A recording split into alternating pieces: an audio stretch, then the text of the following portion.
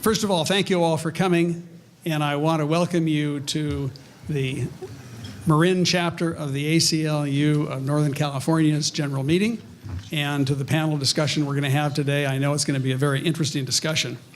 I wonder if I could get a show of hands of how many of you are ACLU members, contributors. Wow, very impressive. Thank you very much. Later on this afternoon, we're going to describe some ways that you might want to get involved with our chapter more directly and some volunteer activities. One more raise of hands if you didn't know there was a Marin ACLU chapter.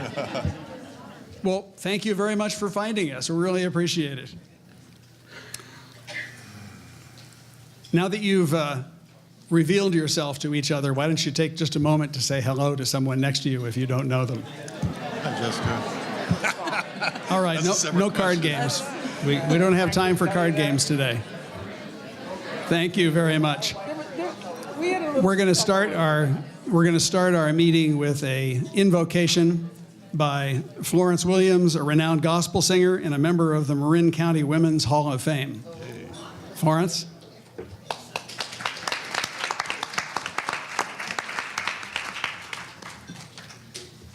Who is that he just introduced? Thank you so much. Thank you. Greetings, everyone. And he just announced my name, Florence Williams, and I'm a big advocate of restorative justice. And it is good to see you all here today. A special thanks and shout out to Don Carney and all the people that had a hand in putting this together.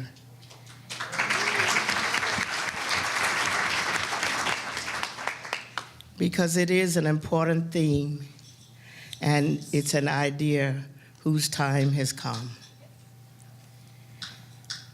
I'm very honored to be able to offer a few opening remarks and some words of inspiration.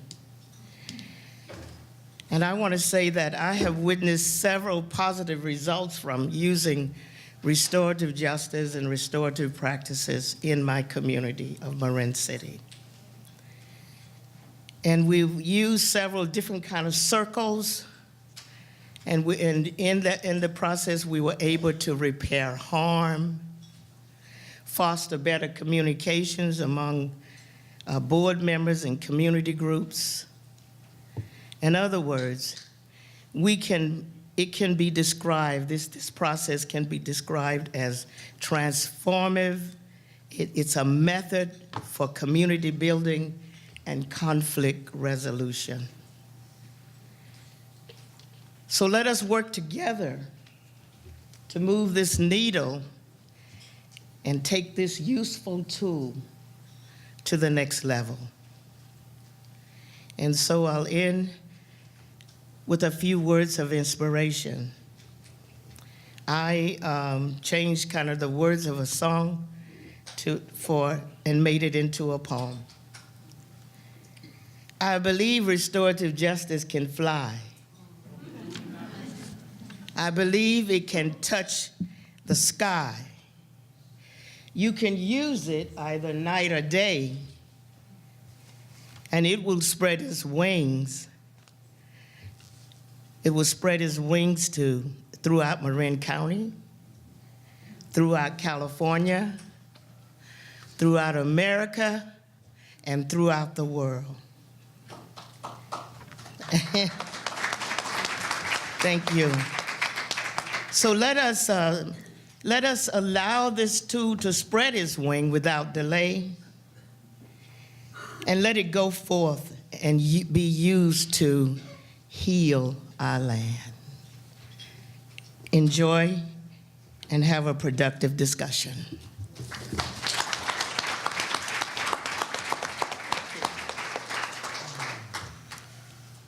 So before we get started, I wanted to recognize a few people in the audience. Please stand as I mention your position. County supervisors, I know we have at least one. Mr. Redondo, two, and Kate, thank you very much. How about members of the county's justice system? I know Lori is here. Jose, Lori, thank you very much. Any city council members? Thank you very much for coming. And any members of law enforcement? Okay, so you can drink as much as you want, I guess. Thank you all for your service and for being interested in improvement in restorative justice in Marin County. I also want to recognize Sarah Jones, the director of our county library services. Is Sarah here today? The reason I want to recognize her is late last year, an ACLU member contacted us and said that they had just noticed at one of the branch libraries a no loitering sign prominently displayed. And in California, that hasn't been legal for quite a while. And our member thought that that was really not a very friendly sign. And so we contacted Sarah, and as soon as she learned about this, she quickly had the sign removed and wanted to assure everyone that the library is welcome to everyone in our community.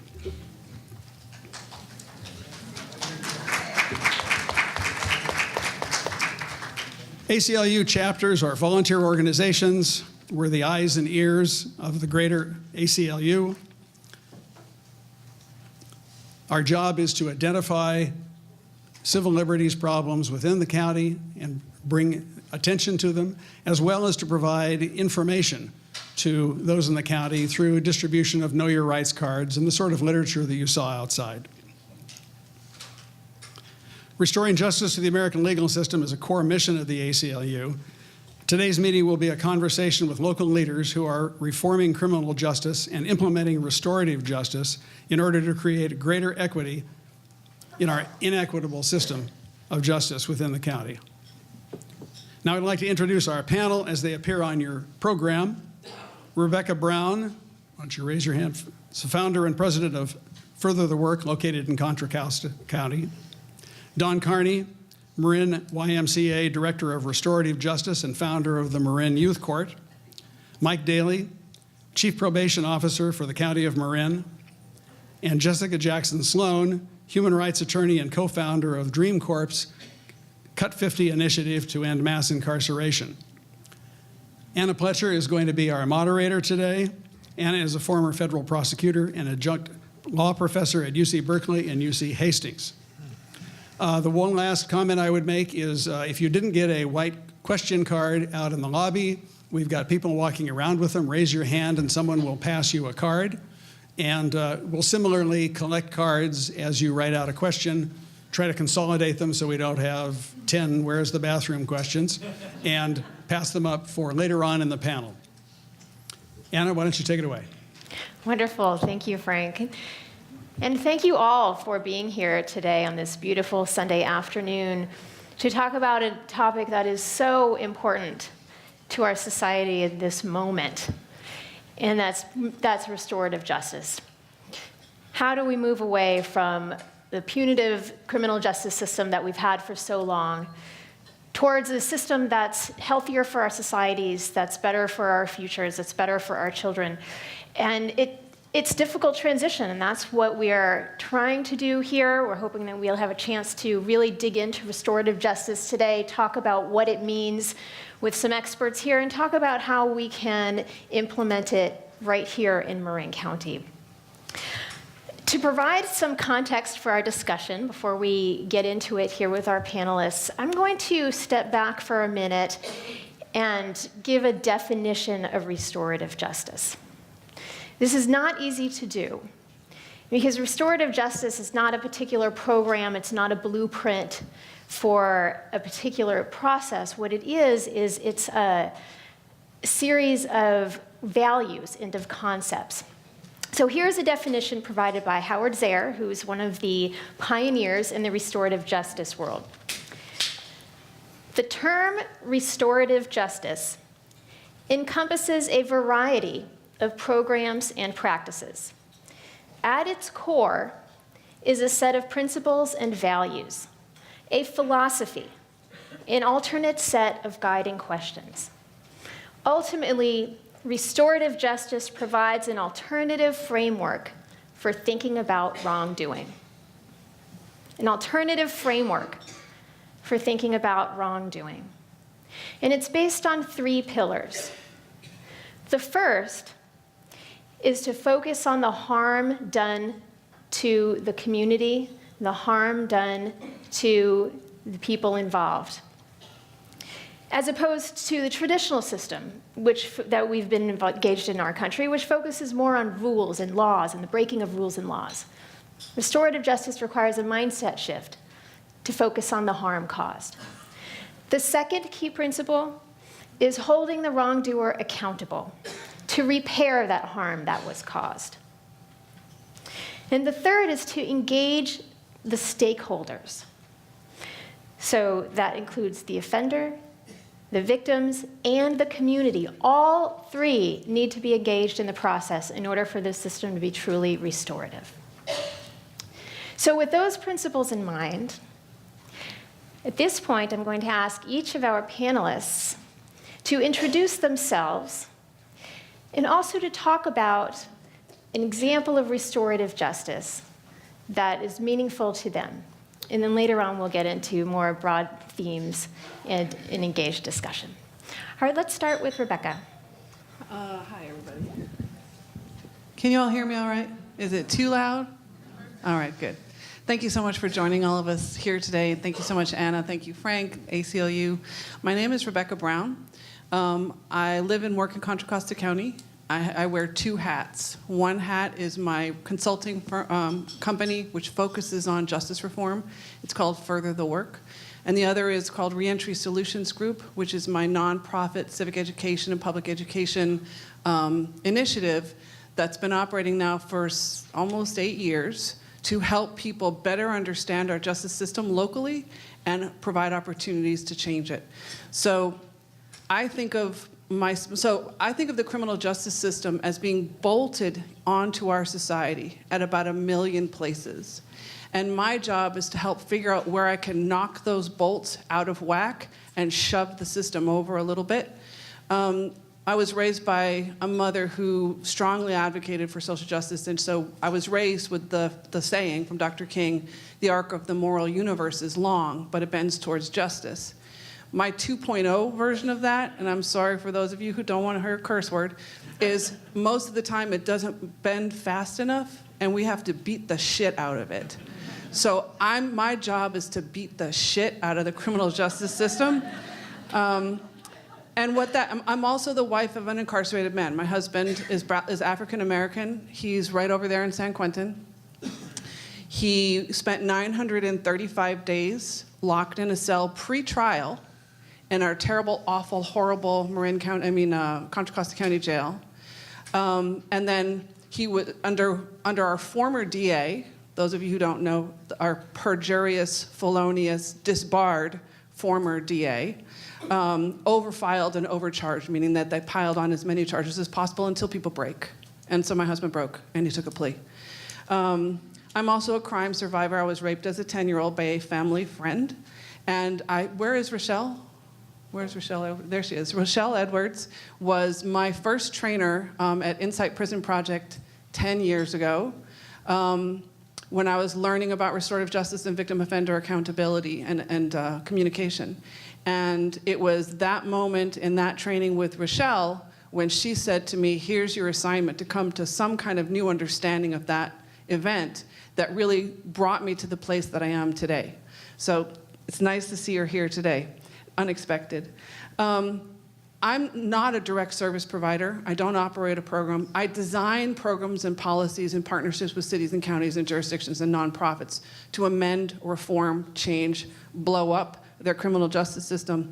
And today I want to say, my job, I think, is to say, RJ, in the context of a punitive system, RJ is just a program.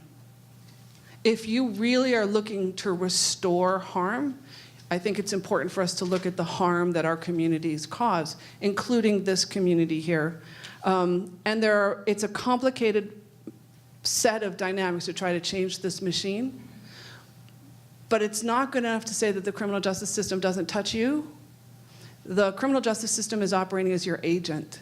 It is operating with your tax dollars. It is operating with your permission. It is operating to your benefit in many cases. I'm very happy that we have Board of Supervisors here because your Board of Supervisors does not have a Public Protection Committee or a Criminal Justice Committee.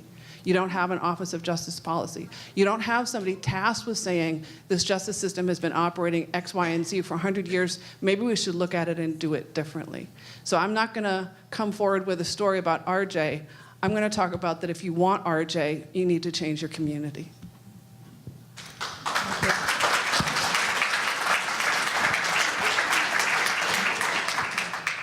My name's Don Carney. I work for the YMCA, Marin County Youth Court. I want to tell you a little bit about what we're doing, but first off, I want to thank the ACLU for being an ally in disrupting the school-to-prison pipeline and impacting mass incarceration. They've been a champion on a lot of legislation that's made a big difference, particularly around suspensions for school kids. We work on a public health model, sort of moving upstream. So we have the youth court, which diverts young people from the juvenile justice system. We're in schools, diverting suspensions, because if a young person's suspended, they tend to become in contact with probation a little too often. And we're doing a really innovative program with funding from the most progressive probation department in the state, mitigating truancy TK through third grade. And the reason we're focused there is if a young person's not at reading proficiency by third grade, they tend to fall behind. If they fall behind, they tend to get suspended. If they get suspended, they tend to be on probation's radar. So that's what I mean about moving upstream. Most recently, we're moved upstream even further in elementary schools, developing community building circles so a young person can take their real life into the school environment and make relationships the center of the school experience, particularly in the earlier years, not academics, but relationships. So a young person can feel that that's a safe place where they're known, they're respected. It builds connection, it builds empathy, and it mitigates bullying, and it decreases classroom disruptions. It's a win-win all around. It's really hard to sell it to the schools. They're very focused on academics and state testing. I want to tell you a little bit about the youth court. I am the luckiest guy in the world. Every Thursday afternoon at the Superior Court, I have between 30 and 50 kids showing up, playing roller derby and getting 12 seats as jurors. And our jurors don't judge, they support. They connect with a kid. They show up there every week to help a kid they don't even know when that kid's a little off track. They help them problem solve how to get back on track. The youth court does not render a sentence. We develop a restorative plan, not based on the crime, but based on the needs of the young person. It's a holistic program. Many of our youth who come through, it's interesting, I always try and convince the kids to come in beforehand and watch the process, because it's in a courtroom. And courtrooms make me nervous. You can imagine when it makes a kid feel nervous. And rarely will they do that. They don't have the time. They don't have the support. They'll come in nervous as all get out. They'll go through the experience.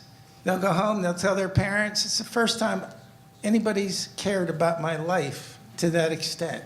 They asked me so many questions about my life and gave me so much feedback and support. So it is really terrific.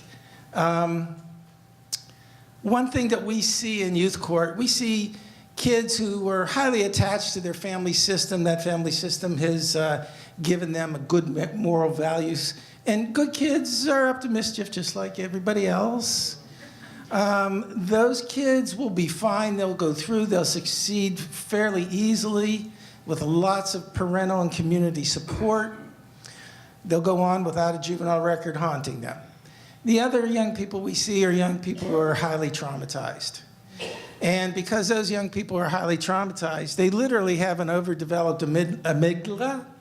I'll learn to say that word someday.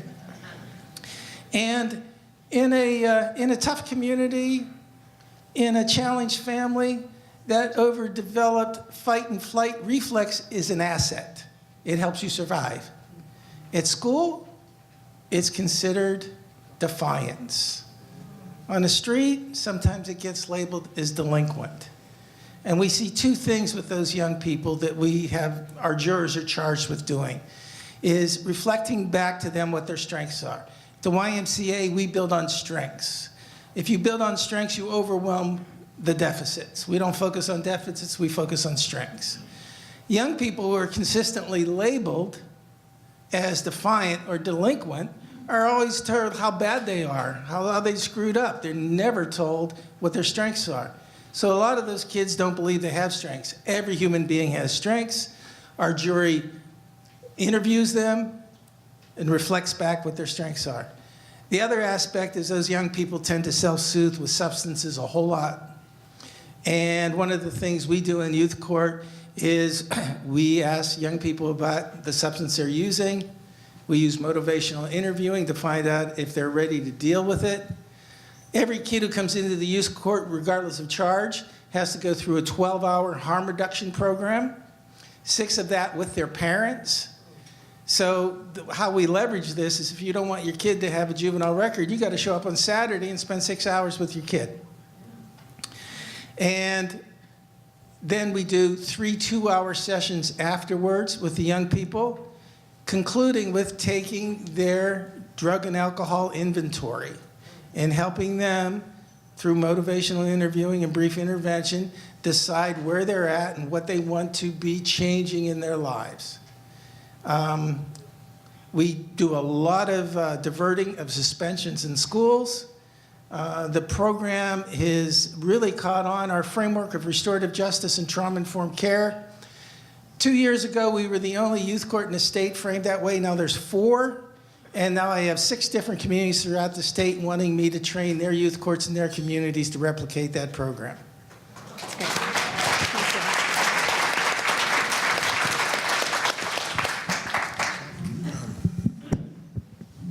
Hi, everybody. I'm Mike Daly from the Marin County Probation Department. Happy to be here, and thank you for inviting me here. I also want to point out my 2 partners in crime, Jose Varela, our public defender, and Lori Fergoli, our newly elected district attorney. Thanks you guys for showing up and supporting restorative justice. I appreciate it. Restorative justice has been near and dear to my heart for a long time. I got my master's from Golden Gate University, and my thesis was on restorative justice. We've been practicing restorative justice in the Marin County Probation Department since the 90s, primarily in the juvenile arena. I want to introduce you to a woman that I hired 2 years ago. She's sitting right there. Cindy, if you could please stand. Cindy Ayala. Cindy Ayala. I hired Cindy Ayala specifically to expand restorative justice in Marin County, and in cooperation with my criminal justice partners from the court, Jose and Lori and Ed Barbarian, helped me start a diversion program to offer restorative justice in the adult arena for people that are going to be diverted out of crime. I also have Cindy working with folks on a post-conviction basis for people that are already on probation and are willing to engage in a restorative process with their victims. So Cindy's been working with us for over 2 years now. We have wonderful data that has come back. Our recidivism rates are quite low, very low for that population. And most importantly, the victim satisfaction letters that come back, being so thankful that it's being offered in Marin County, have been very satisfying. So I'm hoping to expand restorative justice in Marin County. I'm very determined to do that. I've been in some preliminary discussions with Lori and Jose, and I'm going to meet with some judges next week to talk about this. Super excited to do this and super excited to be here today. Thank you.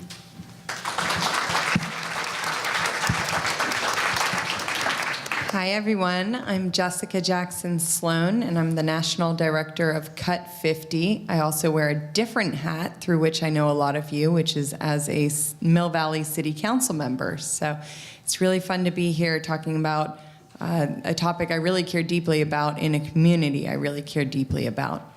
So I'm going to zoom out a little bit. I assume most people are here because they understand what mass incarceration is, why it's a bad thing, why we need something different.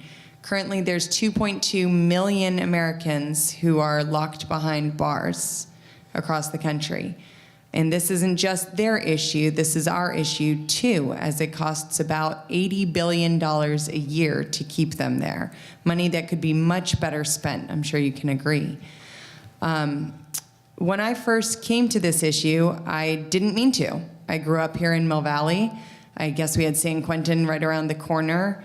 I remember a couple of executions happening and knowing what the prison was, but I wasn't very involved in criminal justice, wasn't very aware of it, sort of went with the general perception that prisons were a good thing because they were where bad people were, and that was keeping us safe. It wasn't until I was 22 years old and I found myself standing in a courtroom holding my 2-month-old daughter, watching as my husband got sentenced to 15 serve 6 for his drug addiction, that it occurred to me that sometimes the people behind bars aren't bad people. Sometimes they are good people who have made a bad decision. And sometimes putting them behind bars isn't the right thing to do. So I went on to college and law school with the goal of becoming a public defender, like Jose there in the back. And as I was kind of going along my journey and trying to deal with the stigma of having an incarcerated loved one, trying to deal with the financial difficulties of having an incarcerated loved one, I was also struggling to try and make sense because I knew from visitations and the time I was spending in the prisons and the guys I was getting to know when I was up there visiting my husband, I knew that putting these folks behind bars wasn't helping anybody. It wasn't helping them, wasn't helping them deal with the substance abuse or the mental health issues or the lack of opportunities that had gotten them there. It wasn't really helping society because we were paying so much money and they were coming out with fewer opportunities and more stigma and more issues and more trauma than when they went in. But I couldn't articulate what it was that I thought we should be doing instead. It wasn't until I heard Elizabeth Calvin from the Human Rights Watch say 5 words that it dawned on me that there was something better that we could do. And what she said is, crime hurts, justice should heal. And that's the entire premise for restorative justice. As Anna said in the beginning, it's taking that harm and healing that harm. It's bringing people together. And I've been very fortunate. I'm actually going to answer your question. I've been very fortunate lately. I work for a man named Van Jones, who some of you might know. And he is in the process of launching a new show on CNN that will be a primetime show, first of its kind, called The Redemption Project. And it's a restorative justice show. So we're hoping to bring restorative justice into the hearts and minds of Americans all across the country, well, those who watch CNN, all across the country, starting in February. Yeah, so very exciting. But I had the opportunity to go with him to one of his tapings over here at San Quentin as he was taping this show. And I think there's a common misconception that restorative justice can only be used for places where people have committed some sort of nonviolent crime or maybe a robbery, something not that serious. Well, in this case, in this episode, he actually sits down with the father of a girl, a young girl who was killed over here in Oakland about 20 years ago, and the young man who killed her. And I had the privilege of sitting there and watching the two of them go through a restorative justice process. And, you know, the father walked in with a picture of her, and she was very much in the room, very present, and a lot of pain that he'd been carrying around with him for 20 years. I have 2 daughters. I can't begin to imagine the pain of losing one of them. So he walked in with that, and of course, this guy who went to prison when he was also 16 years old comes in with all the trauma from being in prison and never really getting to take accountability for what had happened, never really getting to think about, you know, the consequence and how he had made her family feel. So sitting there in that room and watching the two of them dialogue and, I'm trying not to spoil it, but watching the result of them coming out, watching the healing in process, it really made me a believer that we can use restorative justice to end mass incarceration. Wow.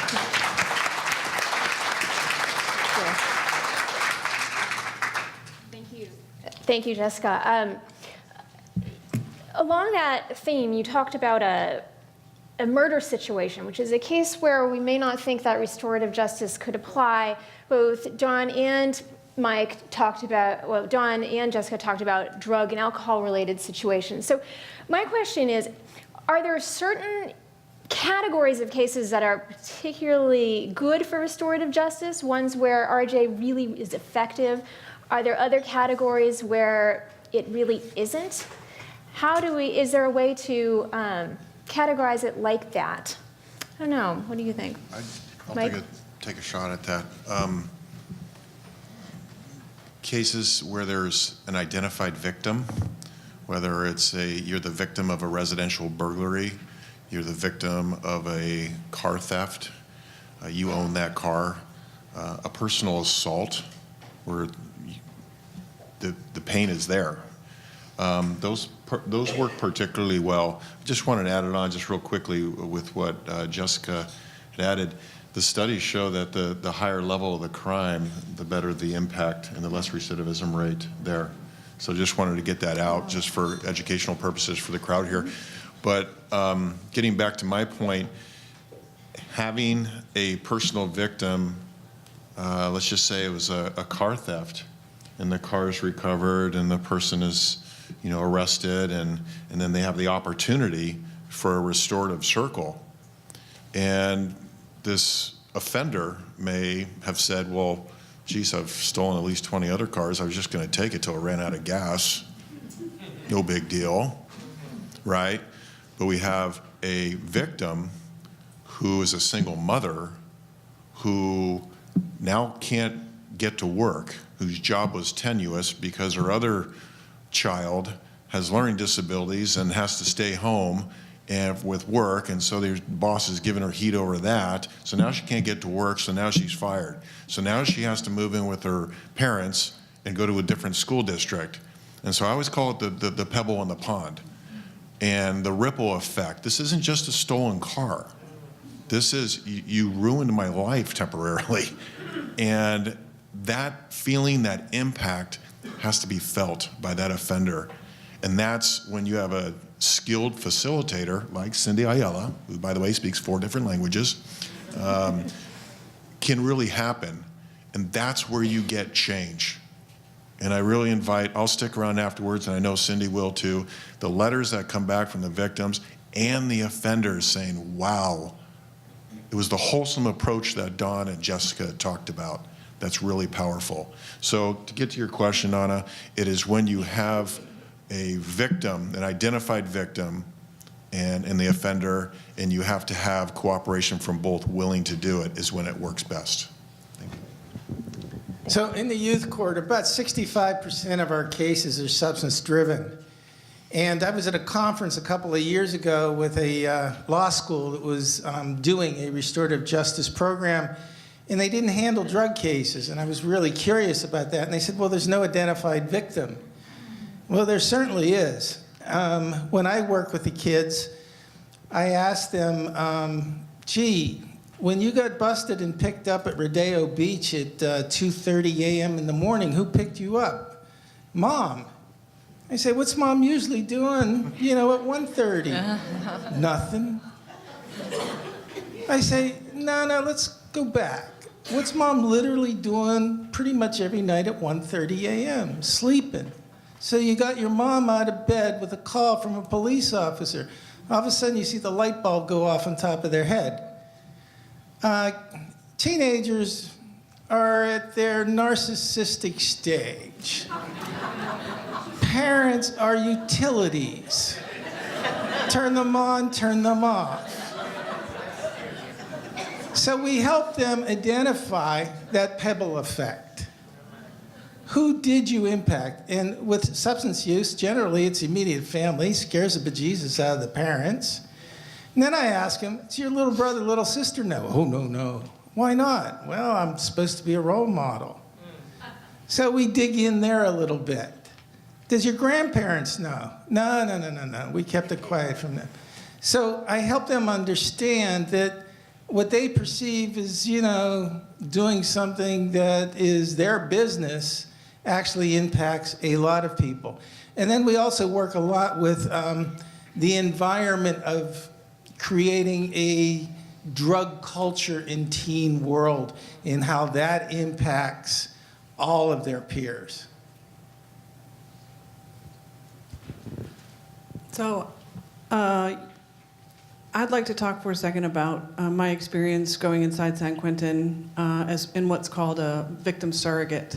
I went in to work with IPP. I'll probably cry when I talk about this. I want you to think for a second that restorative justice is not just about restoring the person who was harmed, and I will not use the word offender. I will not use the word victim. Person harmed and person who was harming. So a lot of times it's about restoring the person who experienced harm and restoring the relationship of that, perhaps of the two people, a sense of rightness between them. But it's also an opportunity to restore the self of the person who was identified as the harmer. When I went into San Quentin, I was in that training with Rochelle, right around that time, maybe just after, because I had written a letter to the man who raped me. And I was asked to come in as a victim surrogate, meaning that I'm not a victim of any of those people in that room, but all the people in those rooms have committed serious crimes that have got them serious sentences, many of them LWOPs, life without parole. They meet together. At that time, they met together every Friday for 6 hours with 2 facilitators in the room, no sworn staff in the room. It is truly a quiet, safe space. And they would meet every week. I think it was for 24 or 26 or 28 or 30 weeks until all the guys in the circle had done the work. Doing the work not only of understanding the harm that they had caused and acknowledging, accounting for all those the incidental victims, the people they don't think of as having been victimized, but also coming to understand, A, how they came to be that person, and B, how they can live with having been that person but not stay there. I told a story, I read the letter that I wrote to Alan Waller, the man who raped me. And I felt safer in that room and more seen in that room than I have ever felt anywhere in any circumstance. And I also knew, and I said to the men in the room, I know I'm not the only person in this room who suffered childhood rape. You guys are men, it's always overlooked. I know it's there. And I watched the relationship that was created among us, and I watched the deepening of their sense of connection to self. I also went to Mule Creek not so long ago, and there's a program that they bring in young men, they're babies, they think they all tough, but they babies. I got a lot of children, they're all babies. And these are men who are doing 5 life sentences. 100 years, plus life, plus life, plus life.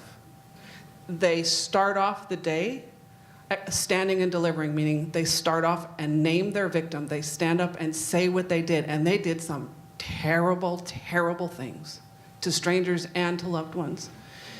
And the purpose of the day with these young men was to have each of these boys, they're like 6 boys, they're 15.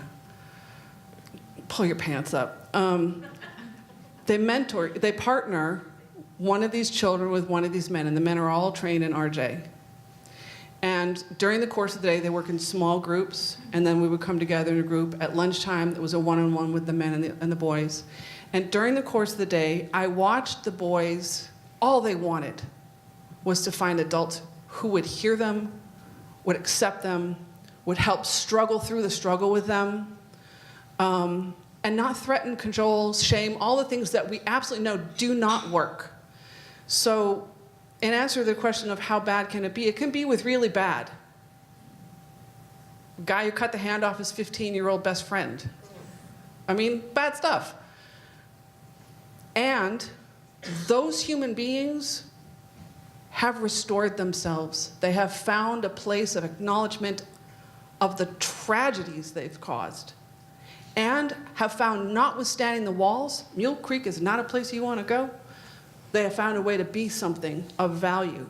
So while RJ is about restoring the person who was harmed, and is about restoring right relationship, it is also about restoring the humanity. In fact, RJ is not United States, not North American at all. Native Canadians, yes, and New Zealanders. That's where RJ comes from. And in some iterations of this, what happens, the harm doer sits in the center of the circle. The people around them are all people who know that person. And what they say is, you've lost who you are. I know who you are. I know you this way, and I know you that way. And we're bringing you back to that. In the context of a system that has not adopted that, whatever messages that are beneficial that Dawn's able to enact in youth court are being decimated as soon as that kid walks back to school, walks back to probation. I challenge you to take a look at some of the documents you use, some of the policies and practices you use in Marin County, and ask, are they in any way consistent with anything like restoration? So thank you, Rebecca. Taking that theme to the most common violent crime in Marin County, which is domestic violence. It's our most common violent crime in Marin County.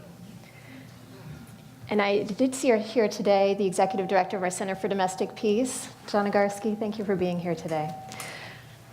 I want to ask, what role can restorative justice have in addressing our most prevalent violent crime?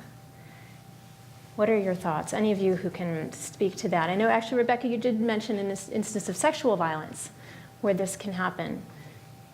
What are we seeing in Marin County with respect to domestic violence? I'll keep this one short, and I can't answer it up Marin County. I know the Family Justice Center system in Contra Costa County is now innovating an RJ for DV, for domestic violence.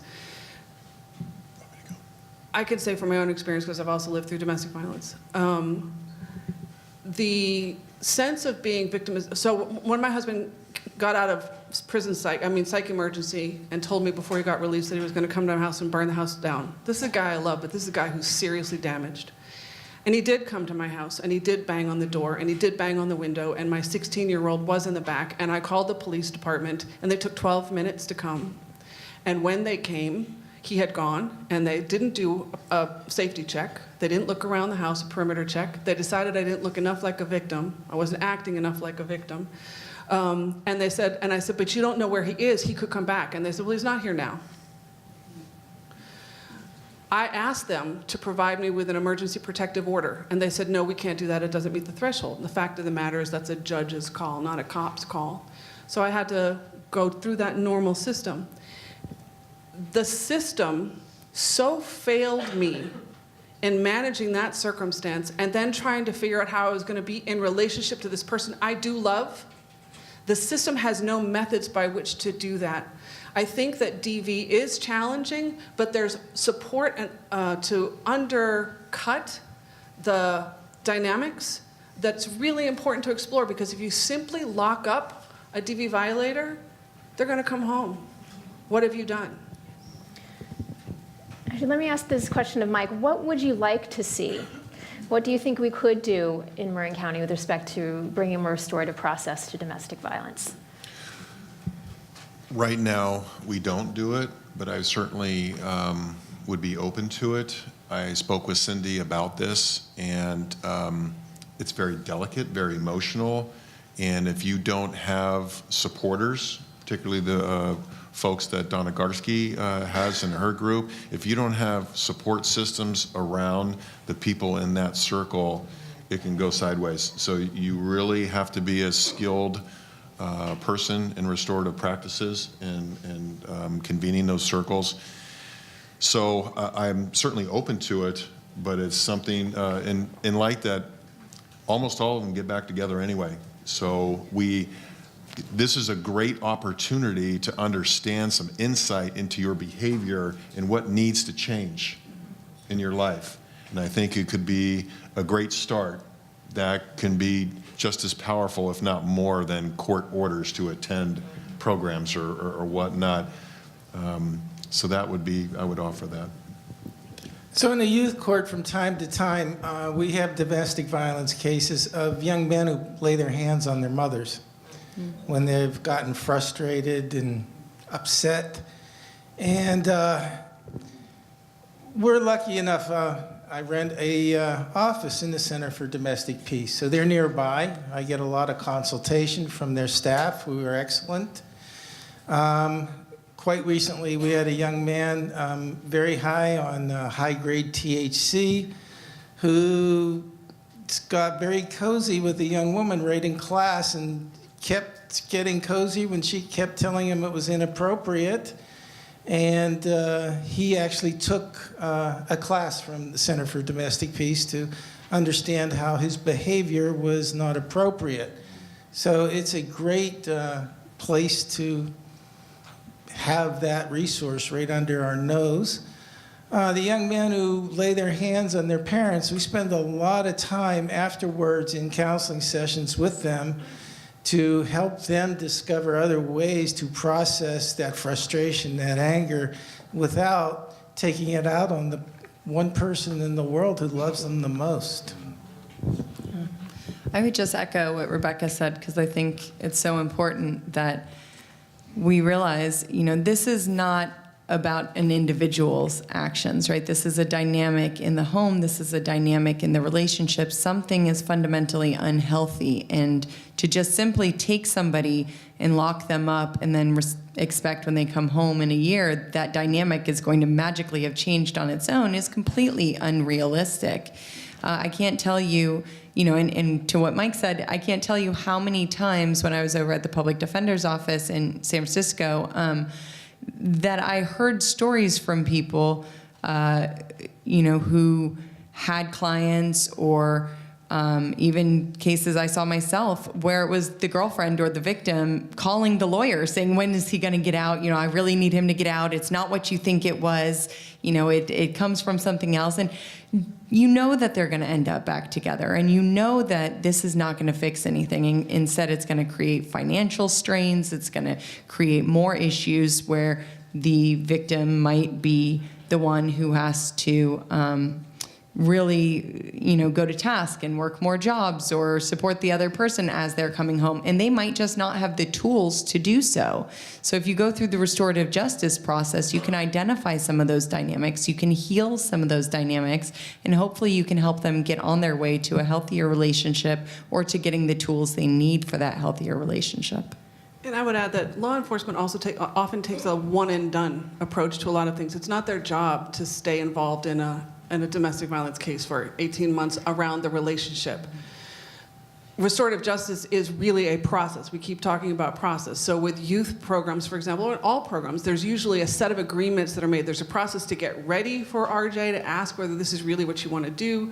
There's a process to get the person who was harmed and the person who did the harm to come to readiness to the circle, and then there's usually an agreement that's made. There's some kind of restorative agreement that's made. And then, especially in the case for people whose needs are not being met, and that's what's driving all of the behavior, there's a process to stay in relationship with them so that they're not just one and done. So notwithstanding whatever might happen on TV when we come up in February, it's the interaction that is a central part of RJ, but it is not the substitute for the RJ process.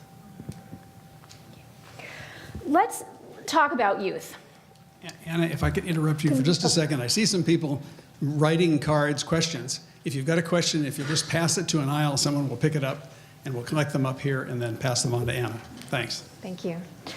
So let's talk about youth. Let's focus on youth for a bit here. Marin County has been very successful in moving away from incarcerating youth. The number of children in juvenile detention in Marin has been trending steadily downward. There was an average daily population of 30 in 2005 and down to just 12 in 2017. That's great news.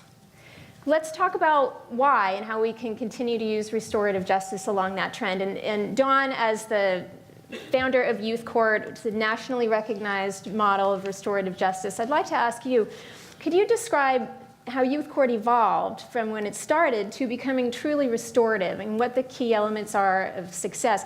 Because it is tremendously successful. The recidivism rate for Youth Court is just 8%, which is stunning. So, Dawn. So there are youth courts. There's about 1,400 throughout the U.S. There's about 75 in California. And generally what happens is the DA and a public defender come in and teach kids how to run a superior court process. And it's not restorative in the least. They think it's restorative because of two reasons. They cycle kids back on the jury, which is a very restorative thing to do. And they let the young person pick their own community service area. Now, I started my career running group homes for wards of the court. My heart's with a kid who's traumatized and struggling through nothing they've done. They've inherited that. And quite often their parents have inherited that as well. So when I started in '04, I had some of the brightest kids in Marin County playing Perry Mason at the expense of a traumatized kid.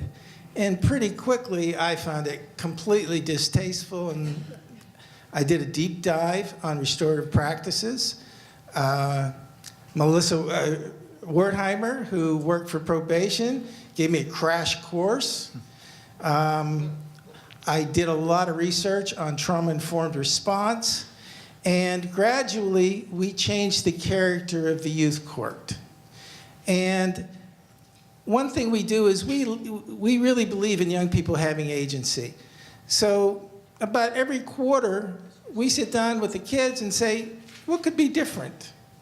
And they help shape the program. The young people wrote the script that the person facilitating uses. We used to call him a judge. Now we call him a facilitator. It's more neutral. So a lot of this has been feedback from the young people themselves. So each iteration, we're getting better and better and better at discovering and implementing things that are truly restorative. So that's sort of how it moved. 4 years ago, there was one restorative trauma-informed youth court in the state of California. Today, there is 4. I have calls from counties throughout the state wanting to replicate the program. So we're at a tipping point with treating young people with truly restorative trauma-informed responses.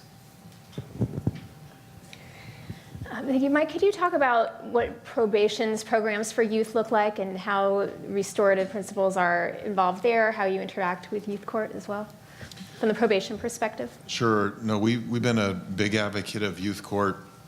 Don and I have been partners in helping facilitate referrals coming straight out of the school system, so they don't go to the juvenile probation department, they go directly to Don.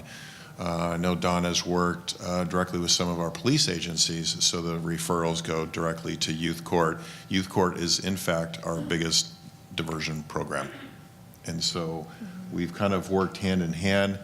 I can tell you that we've worked with Florence down in Marin City, teaching restorative justice. We had Maite Duran and a few others from down in Santa Fe who not only had to understand our criminal justice system, but then understand restorative justice and have that implemented in Santa Fe. So that was a nice effort that is still going today. We've also brought in the Burns Institute to talk about reducing ethnic disparities in the criminal justice system. And so we've done a lot of work with them. Some of the folks here in this room were part of that effort, and that's an ongoing effort. And again, we've been doing restorative justice in Marin County probation since the 90s in juvenile, and now we're moving into adult, and my whole focus is to expand restorative justice. Thank you, Jessica. Yeah, I was just going to hop in and say, it doesn't also have to be done on the county level. We can actually engage in this work on the city level or in the schools. By way of personal example, I think 1997 or so, I was living here in Mill Valley. I will be the first to tell you guys I was a very defiant teenager. I'm sure that's surprising, but I did not like listening to others, especially when they told me no. I've learned how to use that in a healthy way as an adult. But I remember one evening, a brilliant friend of mine who lived next door decided we should go out in the park behind my house and drink some of the vodka from her parents' liquor cabinet. We also, for some reason, thought it was a good idea to invite some of the older boys from down the street to join us. Now, I guess, we didn't anticipate, that we were making any harm or having any sort of impact on anybody, but we were making quite a bit of noise, and somebody called the police. Police showed up and took us down to the station, called our parents. So my mom was one of those parents who had to get out of bed at 2:30 in the morning or whatever, I'm sure it was earlier. And, the police had a choice at that point. This is the city of Mill Valley. It was actually my DARE officer, Drug Abuse Resistance Education officer, who showed up, who, 20 years later was my chief of police when I was mayor. So we've made amends. But so he shows up and he's like, look, you guys are not bad kids, but like you're doing something really stupid. And I think you just don't understand your actions. So instead of making any sort of referral, instead of sending us to juvenile hall, he talked to my mom and he said, look, I want you guys to come in and I want you guys to have a real conversation about what you did.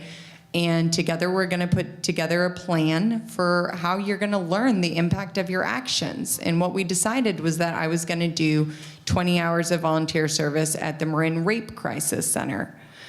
So I spent 20 hours, sweeping floors and cleaning up around there, but also getting a chance to talk to people who had made bad, either who had been in a situation like I put myself in, drinking in a park with guys I didn't know who were much older, or who had been, a victim of rape, and what had happened to them and how that had impacted them. And I can tell you, when I went off from Mill Valley and went to college and went out in the world, I was very careful about when I was drinking and being responsible and who I was drinking around. It really had a huge impact on me. I was very aware. I talked to friends about it and have always been very aware. So it really not only taught me that what I was doing in that moment was wrong, but taught me that I could have had a lot more consequences for my actions. So I'm very thankful as a lawyer and somebody who's been able to have a very full career that I didn't have a juvenile record for drinking in public or minor under the influence or anything, that I was able to have a restorative response, to learn from it, and to go on and have a career in which I can help others. Rebecca, could you talk a bit about the systemic issues we have in our criminal justice system around youth and incarceration of youth and how we can make our system more restorative? That's a big question, but a few highlights. I often use the phrase canaries in a coal mine, and I think about the kids as the canaries. So we have kids who get caught up in a system and beat their way through it or beat their way out of it. They struggle. And what I say is that the kids are the canaries, but the coal mines are ours. The coal mines are ours. We've created them. When I've done a youth justice initiative in Contra Costa County that was intended to improve outcomes, both for kids who are already in the juvenile justice system and for kids who are at risk. And we used a particular school in Antioch, a middle school in Antioch, as our test site. And what we did in the school was a whole school system change in which challenges around behavior were not only managed in new ways, but imagined in new ways. We created a wellness center where young people could go. It was always staffed, and a young person could ask to be referred out of a classroom to go to the wellness center.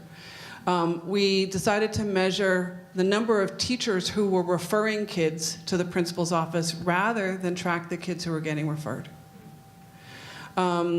We introduced a mindfulness moment. So every morning and every afternoon, the principal gets on the loudspeaker, and believe it or not, the whole school stops and sits and breathes. We realized that when teachers had high referral levels that they needed support that they weren't getting, and that it was being focused on the kids, and then the kids were being seen as the problem when they were the symptom. And it resulted, there were some teachers who did not want to go along with this, and the principal decided to let them transfer elsewhere. But the teachers who stayed with it found that the environment was better for them, as well as for the young people. As the counterpart to that, we also did a version of this inside juvenile hall with the probation officers. We introduced a variety of supports for young people as they were coming out of detention, because many times they come out of detention and their home school will not take them again. They have to sign these terrible, awful contracts with schools that are entirely unlawful.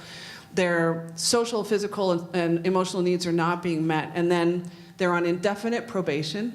A judge keeps them on probation forever. And then what happens is they ratchet up on these probation contracts. They violate, which I say, we violated them. They did not violate. It's a term that says you can't charge your electronic monitor while you're sleeping, but you have to charge it 2 hours unbroken every day. Why? So then you violate, or you can't change your way of getting to school without prior notice, and it has to be your mother or father or guardian, and you have to be under control of your mother and father and guardian at all times. What if they're working? And you can't have a friend come to your house. It's prohibited. You may, under no circumstances, have a friend at your house. Okay, kid violates. And then ratchet up. In the juvenile system, so on the juvenile side, we worked to intervene on that reentry piece so that the kids had more support coming out, and so that there were more people who could standardize a practice of going back to the judge 6 months down the line and saying, Judge, here are all these points on this kid's favor. Can you early terminate? We often found that the probation officers had more information to include in their probation reports. That changed it, but we also, inside juvenile hall, established yoga programs. I know yoga is a thing. God knows, here we are in Marin County. Y'all did not invent yoga. You might have invented Lululemon, but not yoga. And this is actually B.K. Bose from Niroga Institute initiated this, and it has had drastic responses in communities across the state. And the probation officers asked for yoga for themselves. That was the biggest intervention that they wanted to hold on to. And you know it's true because when the grant ran out, the probation budget found money to continue yoga for the kids and the adults. So I think we have to interrupt our vision and not say it's the family. I'm so sick of hearing it's the family. The families are part of a complex community that is constantly penalizing, oppressing, demoralizing, demeaning. I worked in a school project in North Richmond, and I'll make it short. I was waiting at the administrator's office to speak to the principal. There were 2 schools in North Richmond. One had become a state leader, and this one had not. The difference was the principal. I'm sitting there in the administration office watching people go by, waiting to speak to the principal. I realized there's a child sitting on the floor, probably 7 years old, in the corner with his face to the corner and his back to the room. Somebody had told that child, sit down here and face the wall until your mother comes. And then adults are walking back and forth, and I'm thinking, I am complicit. I am complicit. And then the mother comes, she comes to the desk. The school administrator, who knows nothing about any of this, except that the kid's facing the wall, tells the mother, Johnny was acting up in class, and before the mother's out the door, she's spanking that kid. She got called out of work. She had to come down. There's no systemic intervention. Nobody said what the heck was going on in the classroom. All right, let's talk about race. I know a lot of you in the audience want to talk about this. Aren't we representative? Right, let's talk about that. Let's talk about race. Marin County had the very unfortunate honor in 2018 of being the #1 most racially unequal county in the entire state of California in a study called Race Counts. This was led by our criminal justice system inequities. Housing as well. Affordable housing and criminal justice. Those were the two that drove our ranking. So we're here to talk about their criminal justice system. Let's talk about race and restorative justice. How do we ensure, first of all, that all people in our county, regardless of how much money they have, whether they're housed or not housed, what color their skin is, what their parents do, make sure that they have equal access to the restorative programs that we currently have. How do we do that? You know what I'm going to say? It's not about them having access to the restorative programs. We have an endemic system of criminalization of black and brown people. It's as simple as that. So I think the question is, how can we challenge ourselves to decriminalize behaviors that look a certain way to us? It is clear from evidence that a 14-year-old black kid looks to most white people to be like 4.5 years older, right? There's this sense that they're not children, they're not innocent. We see them doing bad things, let's criminalize them. The probation report that says you can't have knives in your home. I think every kitchen has a knife in its home. But if you bring a box cutter, if you bring a pocket knife, all of a sudden that's a weapon. There's a project that I designed in Contra Costa called COCO Lead Plus. It's Law Enforcement Assisted Diversion. Part of our charge is to stop asking the criminal justice system to broaden its scope of authorities and responsibilities. With Lead Plus, the Antioch Police Department refers somebody who's been repeatedly arrested by Antioch PD during the course of a year on an array of things, not only low-level things, if they have any perceived or historically documented history of substance use disorder or mental illness. Okay. Antioch PD's job is to say to that individual, I saw you last week, I'm going to see you next week. Would you rather go meet with Patrice? And Patrice is part of the diversion project. The intent of, once that person says, yes, I want to enroll in, that arrest gets voided. It's dismissed in the interest of justice. It never comes in. It never gets forwarded to the DA. It's not part of probation. It's not subject to consideration for filing. It's gone. It took a long time for APD and for the larger community to get down with that. But it's possible. What are we criminalizing that is now causing us to clog up systems intergenerationally, when instead we could say, the phrase I use, if you're hungry, high, and homeless today, and the cop arrests me, I'm gonna be hungry, high, and homeless tomorrow when I get out. But the cop, my cop friends will say, but you offended again.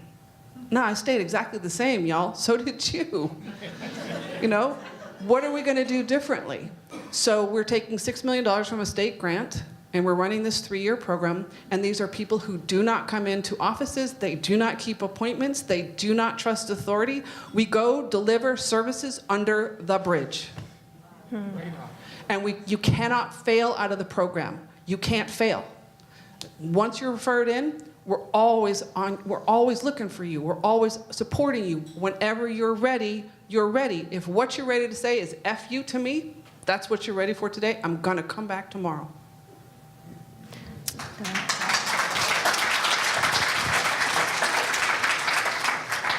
Hey, Mike, let's bring her to the county. I'm going to tell you about a case I just had that just broke my heart. I woke up, after doing the intake with this young man, I woke up at 4 a.m. and I said he's either going to prison or he's going to be dead in a year. 13 years old, African American, 6'2".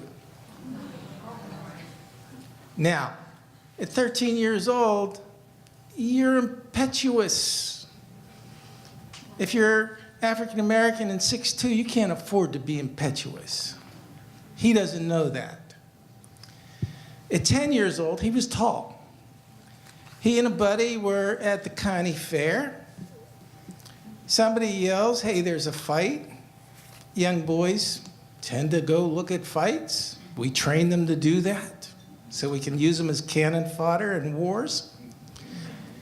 They're running towards the fight. He's tackled, running while black. Slammed up against the wall, the sheriff's department.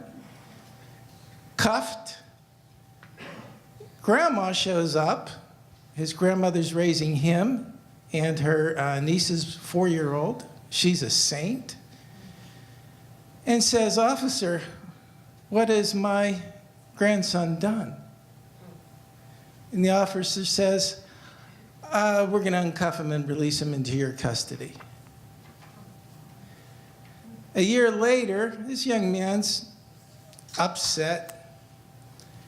He's out of control at home, puts a fist through the wall.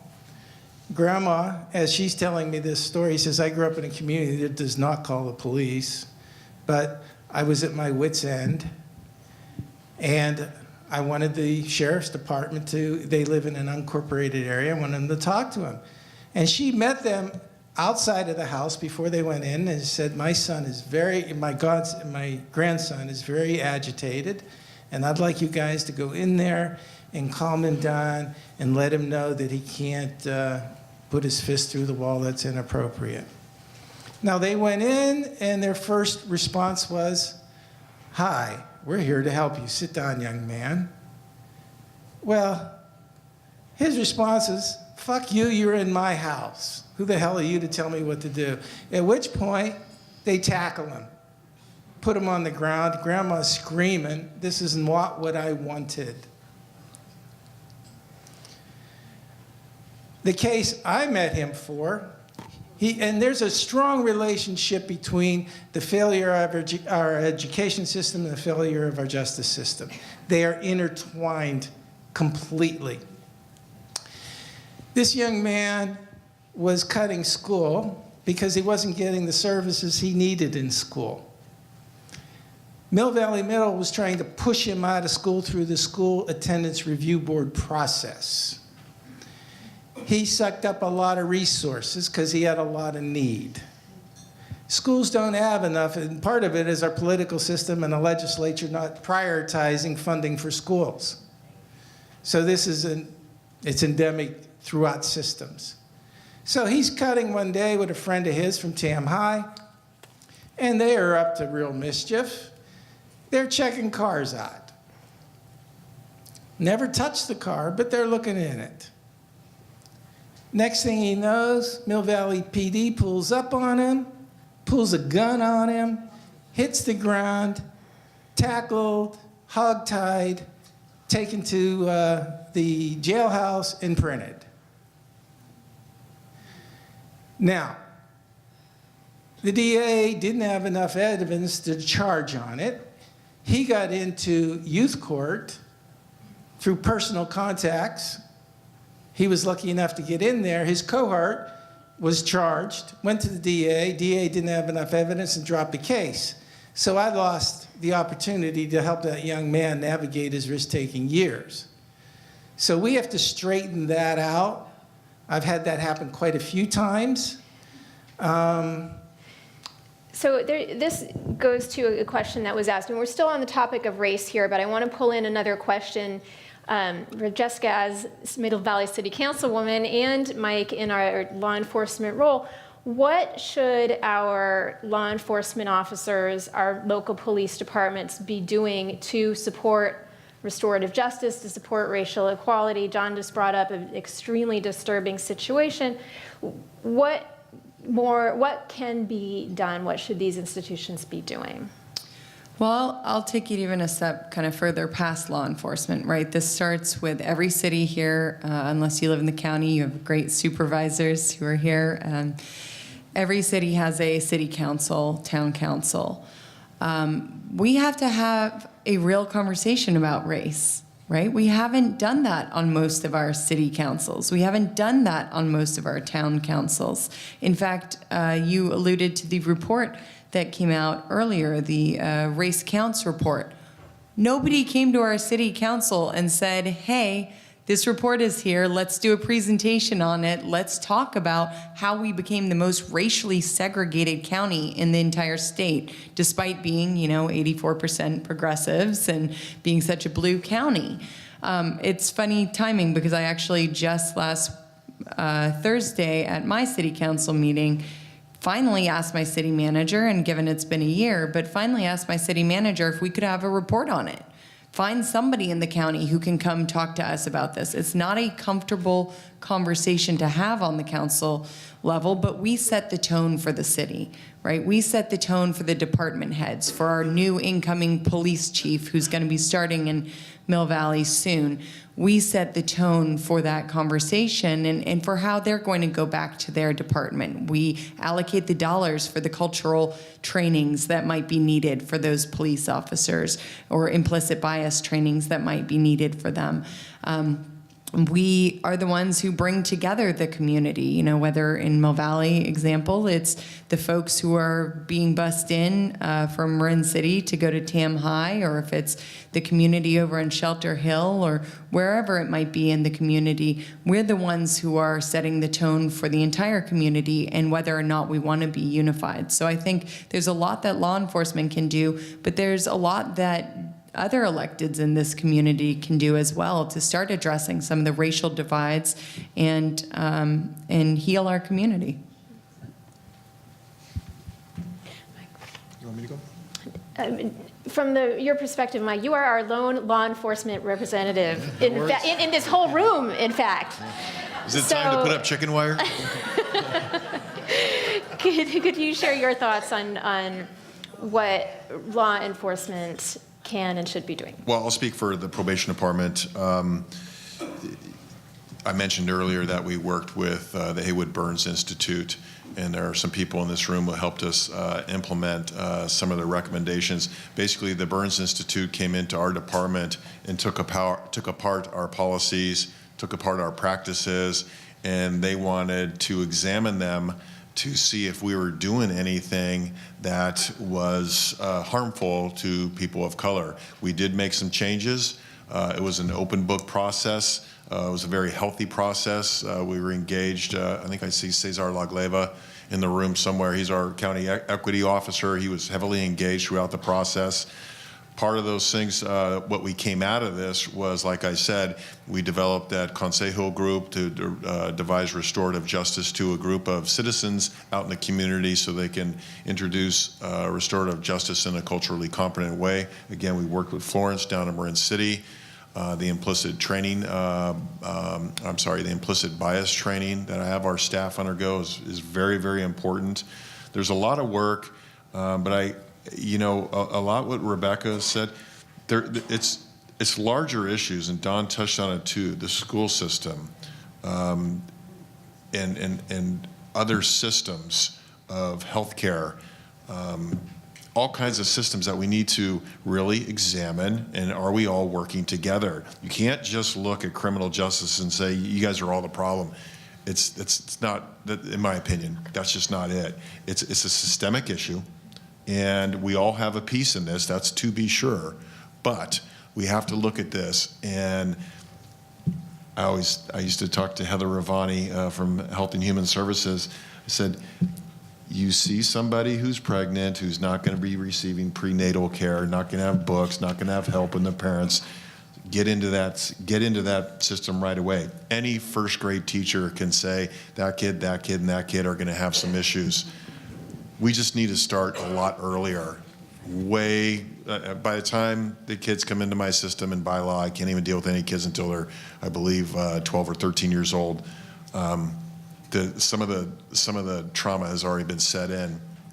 I think I saw somewhere where I think everybody has heard of the adverse childhood experiences, the ACEs. Those scores can be determined very early on in a child's life. All the data shows you have to zero in on those kids, or we're going to have problems by the time they get to ages and to get into the criminal justice system. That's where we need to devote our energy. Medical care, taking care of the ACEs, addressing them. The early childhood traumas are the ones that come back and bite us later. And somebody else here said in this group that some of the parents have undergone that untreated. And almost every person in prison has a high ACEs score. So if you want to get rid of that school to pipeline prison and all that, we have to start way early. And that goes across all lines, all racial lines.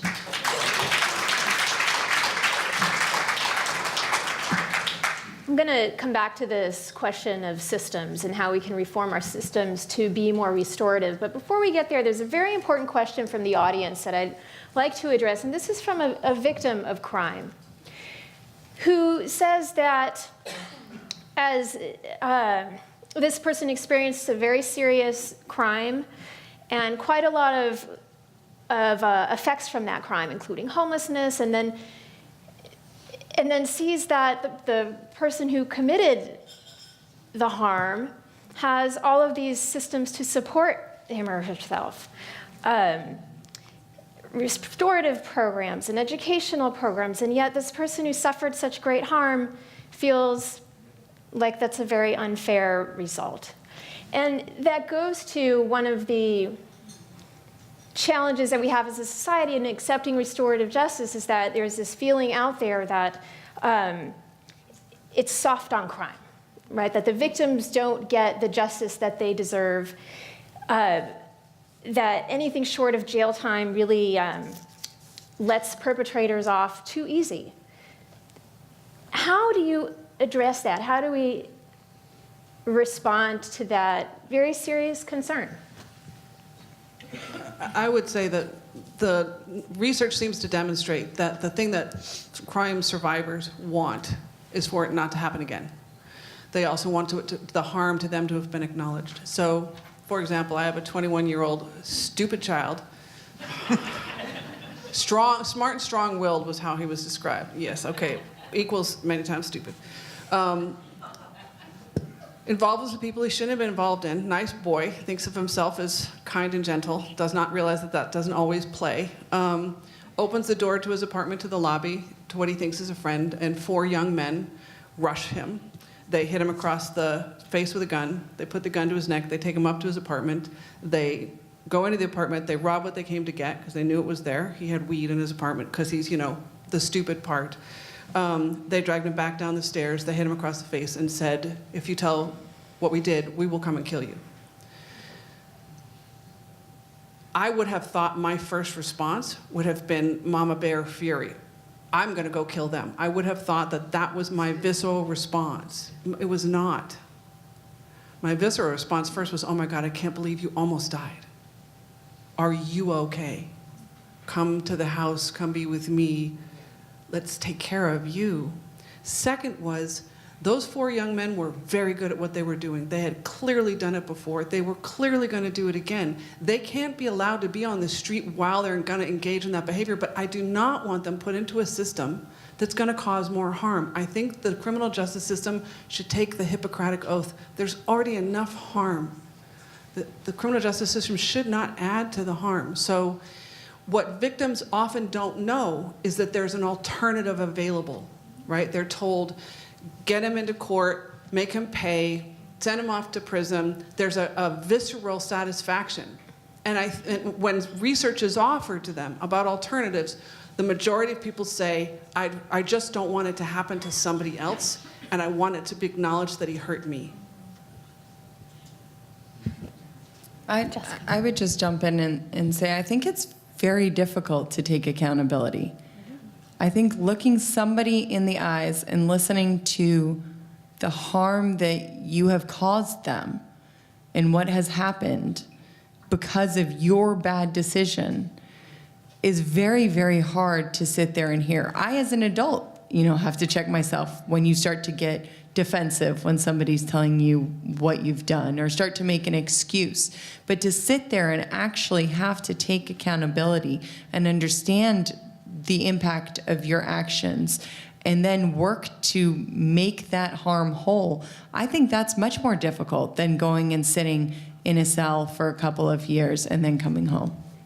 Yes, and I'd also say it's just as difficult for criminal justice systems to look at the harm that they're causing. Let's talk about that one in a second. We'll come right back to that. Go ahead, Mike.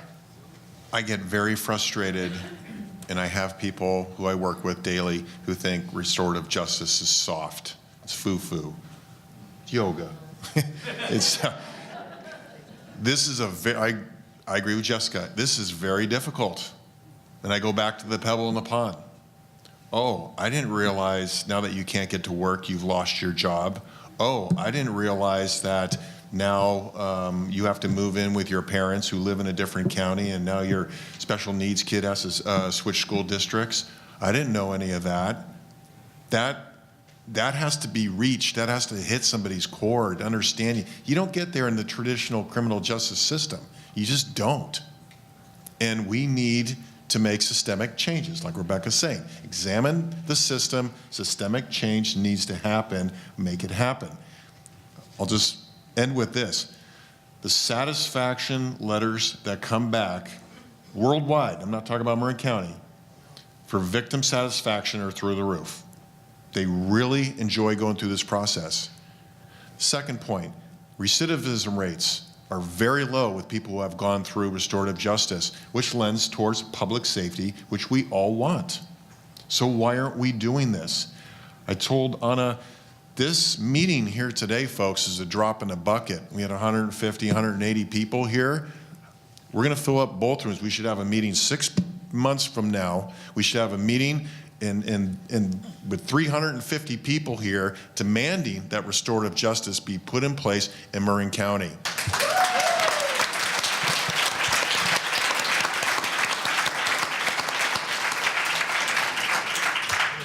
Any thoughts?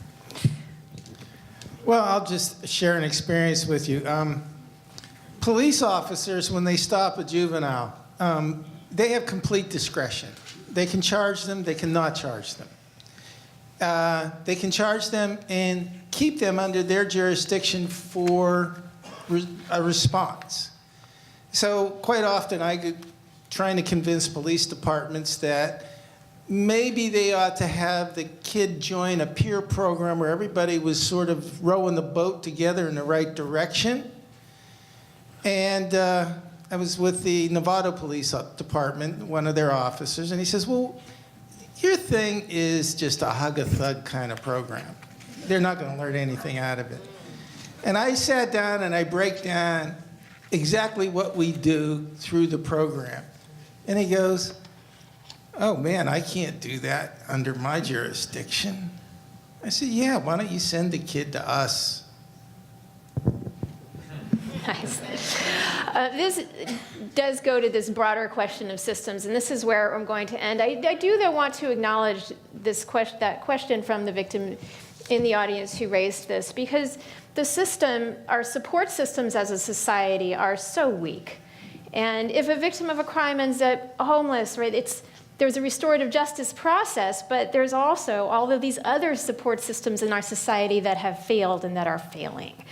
So let's talk about what we can do system-wide to, if we look at it through a restorative lens, what institutions we can look at to support restorative justice, but also bring us forward. Don is ready to talk. Go ahead. Yeah. This is our last question. We'll have to keep it short. Thanks. One of the biggest needs we have for people of color is to have teachers who look like them. The reason we don't is because we're so damn exclusive in Marin that nobody can afford to live here.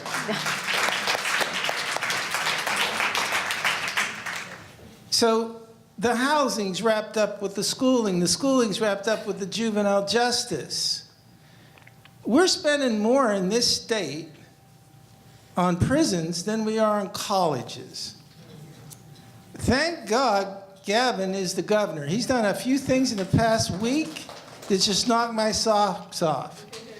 Moved Burke Harris from Bayview, Hunters Point to the Capitol. She's a world's expert on ACEs and dealing with traumatized kids. Shifting juvenile justice out of the juvenile justice into the Health and Human Services. Health and Human Services Department. But I tell you what, we got to get on our own reflection with this housing thing. We got to build a lot of housing that's reasonable for people who make a teacher's salary. Or we got to bring up the damn teachers' salaries. So I think for me, the most important takeaway is don't reduce what you need to. We need more RJ programs. I think you need to create a restorative system. And so, you could demand that the Board of Supervisors establish and implement a public protection or criminal justice oversight committee. You could demand that the Marin County establish an Office of Justice Policies. You could demand that Marin County get technical assistance to assess the state of criminal justice and JJ policies in Marin. RJ is an endpoint. It starts not just only with the schools, yes it does, but the criminal justice process starts at that moment of discretion, and then the next compounding factor, and the next compounding factor, and at every one of those points, those bolts of the machine, they need to be moved. You could demand that the county not wait for the legislature, that you end criminal justice fees now. It is a compounding variable that disproportionately hurts and enslaves and impoverishes Black and Latino families intergenerationally. Don't wait for the legislation, do it now. You could conduct a racial disparities analysis. You could demand local bail reform and pretrial release. What do you know about how many people are held in custody for how long, for what reason related to money? You could demand parity for funding between the public defenders and the DA. I can tell you that the DA's budget is $18 million and has 79 full-time employees, of whom 64 are prosecutors, with $12 million for prosecution. The public defender has a total of $8 million budget and 37 FTEs. Yes, they have slightly different roles, but still. You could demand that the cities and counties, in partnership with the DA, enact a failure to appear reduction program. If I get a ticket for stealing something, the notice I'm given is actually a form of arrest and has a date on the back where I'm supposed to get to court, but that's never, literally, never the court date. So I show up for court that day thinking I'm following through. I'm told your case isn't on calendar. I think, oh, I guess they are not going to prosecute. I let it go. Next time I come into contact with the police, which is disproportionately likely if I'm Black or Latino, they're going to come up a warrant for my arrest, and now I'm in custody, and now I have a record of FTA. I designed one in Contra Costa. It's reduced FTA 70% in Antioch in 1 year. And you can conduct a jail population analysis. The last one you did in Marin County was in 2010. Conduct another one. What's happening inside jails? What are the average lengths of stay? What are the commitment crimes? What's the percentage of parole violation, just technical violation? What's the percentage of probation violation? Ask questions and demand that the county form a body that is responsible for answering those questions. Thank you.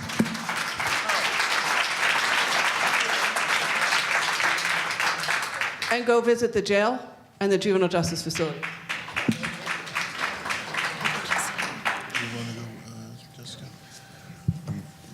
Go ahead, Mike. I'll keep this short. Thank you. I already said this. I really feel if you had an equitable healthcare system and an equitable school system, we'd be really well off. We'd be fine.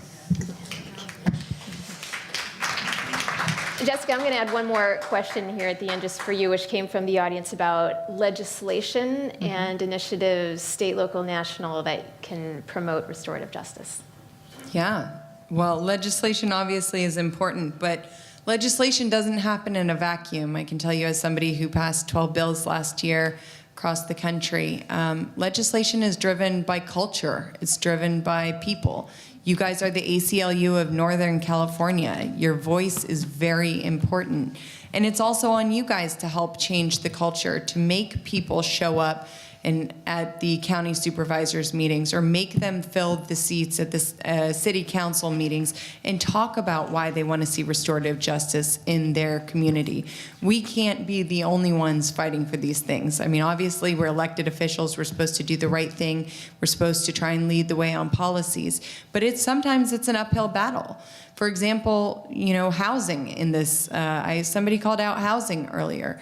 Can you imagine if we tried to build housing for people who were coming home from the jail who had nowhere else to live? How difficult that would be in Marin County? I can't even build housing for our school teachers and police officers in my city without having a huge battle with the community about, why are you trying to get more people in our community? And I like my open space, and we don't want more housing. So I think there has to be a significant culture change here in Marin County at the same time as elected officials, some in this room, some not, are exploring new avenues for ways to bring restorative justice into the community, to enhance equity in our community, to improve the healthcare system, our school system.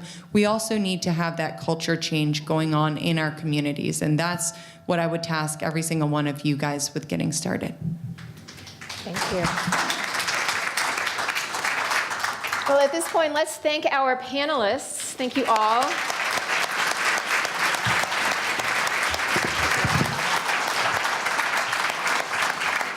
And I'm going to turn this back over to Frank. Yes, thank you very much. The panel has certainly given us some challenges and a lot of information to digest today. So a big thank you also to the volunteers that have helped us put this whole thing together today.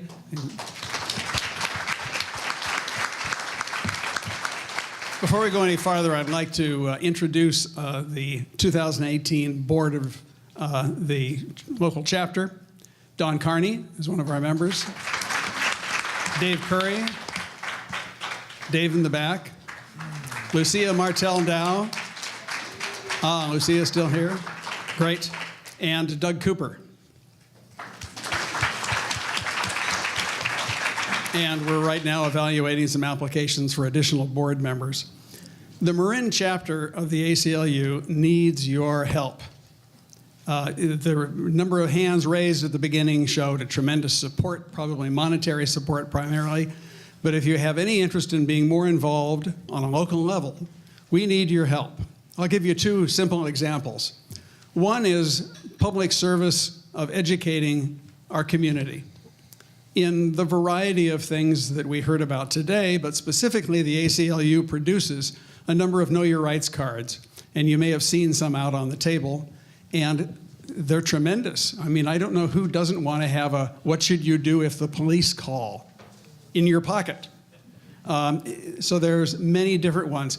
We need to get those out in front of people. Many people know there's something like that around, but we need to start having them distributed at the farmers market that was going on as we came in today.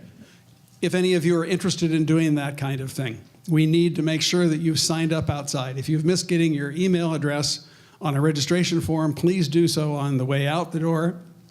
Another example is watching our city council and county supervisors' agendas. There's many things that come by all of these councils and the board that they can hardly keep track of. Am I right? Is Kate still here? One person can't do it. No one of us at the ACLU can do it. And so we look for people in the community who are interested in saying, yeah, I'll be happy to check my once a week, once a month, every 2 weeks, what the agenda is and read through and see if there's anything that looks a little odd to me that we should be talking about and pass the information on. So if you're interested in any of those things, please make sure that you've got your name, your email address outside. We're going to be sending to all of you that we have an email address a follow-up on this meeting. There's a number of people who weren't able to come but who registered today, and we'll give them a brief synopsis of what went on. And if you're not interested, we're not going to bother you with emails constantly. But if you are interested, I'm going to ask you to respond back to that email that you're going to be getting. The next thing we'd like to do is award an award, and Don Carney is going to present the award.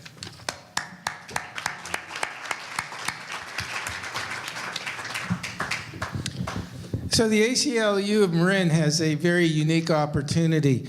We had a very famous lawyer, civil rights lawyer, Benjamin Dreyfus, who resided in Mill Valley. And we have a Benjamin Dreyfus Award. And I want to tell you a little bit about Ben. It's worth mentioning. He represented the underdog and got awards for that from the Bar Association in the state. And some of the underdogs he represented, somebody my age will recognize. Black Panther, Eldridge Cleaver, Pentagon whistleblower, Daniel Ellsberg. So this award comes with some gravitas. And the award is going to go to Jessica Jackson Sloane. Congratulations.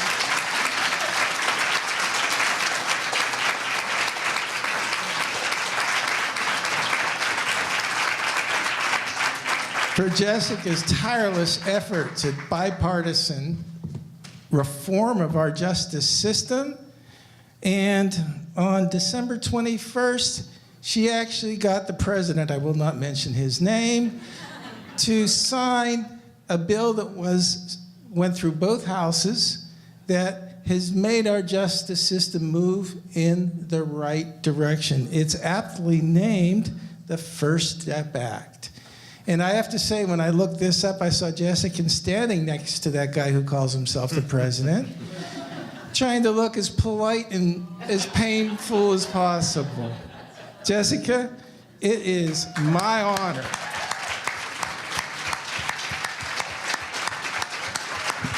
Congratulations.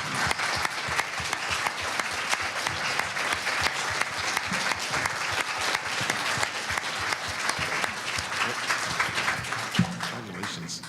Now, I would like to invite my good friend Florence to ring out a song to...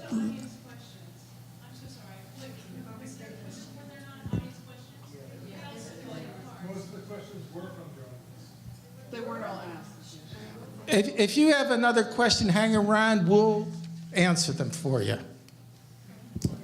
We need more time and more space to do this kind of thing. You're absolutely right. No, the audience questions, almost all of them were incorporated into the questions. I didn't always call out when it was a specific audience question. Thank you so much, Anna. I am slightly concerned that there's a bit of whitewashing going on here. Jessica Jackson Sloane, who just received an award, and I hardly understand the extemporaneously, but she was mayor of Mill Valley. She helped cover up the racial resegregation Here we go. of High School. And she ignored my emails, she ignored my phone calls, she publicly said back to me, she never... I think you have to bring that up in the proper venue. Right now is not the, I would say, a Mill Valley meeting. Please do not disrupt the program. General investigation, Willow Creek Academy, that whole situation. That is being... We have serious questions about what she has done. I frankly think it is very disappointing that the ACLU has decided to honor this. I hear that. Okay. Florence, could you come up and give us a unifying, beautiful song? You want this in here? Wow. Thank you all very much. Thank you all. Thanks. Come on, just give yourselves a hand here. Let's just clap.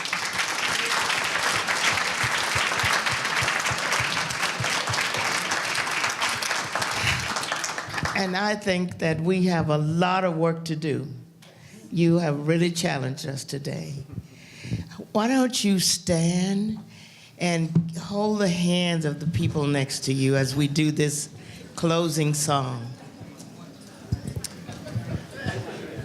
It's called Reach Out and Touch, and we really need to touch somebody's hand. Make this world a better place. Yes, you can. Reach out and touch somebody's hand. Make this world a better place. Yes, you can. Reach out and touch somebody's hand. Make this world a better place. Yes, you can. People together all over this land. Make this world a better place. Yes, you can. People together. People together all over this land. Make this world a better place. If you will, walking together, hand in hand, make this world a better place. Yes, you can. One more time, everybody. Reach out and touch somebody's hand. Make this world a better place. Yes, you can. Come on, hug the person next to you. Thank you. Thank you, Florence. Thank you, everyone, for coming. There's probably still refreshments outside if you'd like to grab a drink. And certainly our panel will be around for some additional questions.